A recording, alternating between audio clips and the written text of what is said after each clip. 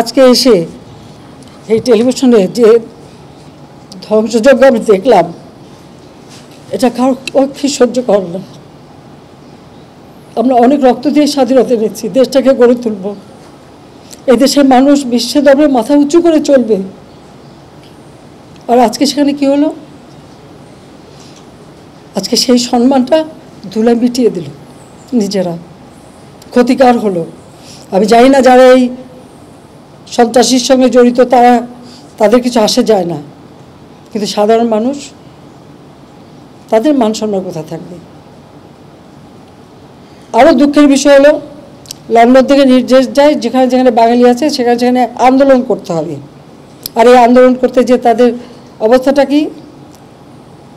লন্ডনে আমাদের আওয়ামী লীগের পর হামলা করলো, সেখানে পুলিশ এসে ওই বিএনপির 3 নেতাকে গ্রেপ্তার করেছে। ইউএইতে এটা মানে সেখানে তারা মিছিল করতে গেছে, 57 জনকে গ্রেপ্তার করেছে।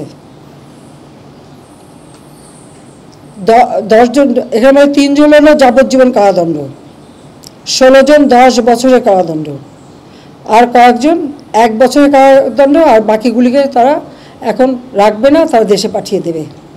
সেখানে তারা আমাকে গালি দিচ্ছে, দেশের বিরুদ্ধে তারা স্লোগান মিছিল। ওই দেশে আইন আছে, কেউ মিছিল করতে পারে না, কিন্তু তাদেরকে উস্কে দেওয়া হয়েছিল লন্ডন থেকেই যে মিছিল করতে হবে।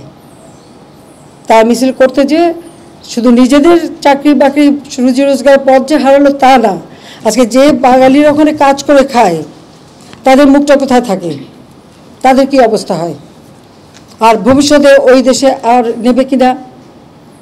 তারপরে আমি সাথে সাথে সেখানে আমাদের অ্যাম্বাসেডারের সাথে কথা বলছি, ওদের সাথে আমাদের ভালো সম্পর্ক, এখানে অ্যাম্বাসেডারের সাথে কথা বলেছি। তারা বলছে এই অপরাধীগুলি যে শাস্তি দিয়েছে এখানে আমাদের কিছু বলার নেই, তাদের দেশের আইনে এটা আছে।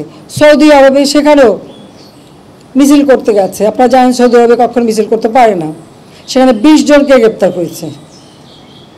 আর আপনারা জানেন সৌদি আরবের আইন, তাদের কতগুলি নিয়ম আছে যে কোন আইন ভাঙলে কি শাস্তি হবে, এবং সেটা এটা এমনও আছে যে গর্দনও কেটে দেয় প্রকাশ্যে, চুরি করলে হাত কেটে দেয়। তাহলে এই 20 জন মানুষ এবং সেই সাথে আমাদের যে লক্ষ লক্ষ কর্মী, তাদের ভবিষ্যৎটা কি? আমার সাথে সকলে একটা ভালো বন্ধুত্বপূর্ণ সম্পর্ক আছে বলেই তাদের কাছে আমি সাথে সাথে মেসেজ পাঠিয়েছি এবং দুঃখ প্রকাশ করেছি, এবং এই শাস্তি এটা তাদের আইনে, কাজে এখানে আমাদের কিছু বলার নেই। এই বার্তাটা তাদের পৌঁছে দিয়েছি, তাতে অন্তত আমাদের এখন যে 20-22 লাখ মানুষ ওখানে কাজ করে তারা যেন নিরাপদ থাকে, সেইটুকুর জন্য এটুকু আমি করেছি। সারা পৃথিবী জুড়ে দেশটাকে একেবারে, এবং এখনও আরও অনেক জায়গায় টেলিফোন করে বলছে ওখানে আন্দোলন করো। এমন এমন দেশে আমাদের সেখানে ফোন করে আমাকে জানাচ্ছে, মেসেজ দিচ্ছে।